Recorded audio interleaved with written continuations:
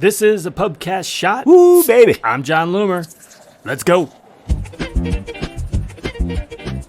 So we've heard a lot about how Facebook website custom audiences are going to be smaller and maybe less effective in some cases due to iOS 14 and opting out of tracking and being removed from those audiences. But the thing is, there's so many ways that Facebook can replace that power, because the audiences that aren't impacted are related to engagement and activity within the app and on Facebook itself. So what if Facebook expanded the engagement custom audiences? So you could create audiences out of anyone who shared your posts, who commented on your posts, or who reacted to your posts, or even a specific reaction like the love reaction if you know that that's most powerful. Strangely, this was all available in Facebook Analytics previously, but that's no longer a thing. What if you could create audiences based on that type of engagement with specific posts or ads, and then target or exclude accordingly? What if there were more granular instant experience audiences beyond just opening an instant experience or clicking a link within it, but performing another specific type of engagement within it? What if you could create an audience out of people who were shown a post or ad? And that way you could then show ads to people who haven't previously seen it yet.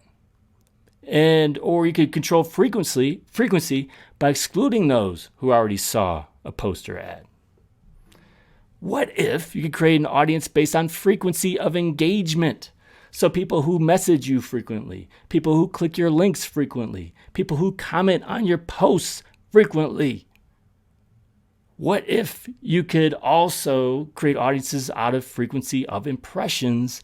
So then you could exclude only those who saw a post a certain number of times during the past X days. And I'm talking about optimizing for an action like conversions, where you could then control that frequency, not just with reach optimization. What if, now that we got Facebook podcasts, you could create audiences out of people who have listened to prior episodes, people who have subscribed to your show, and then show ads accordingly? This would be pretty awesome, Facebook. You can do it.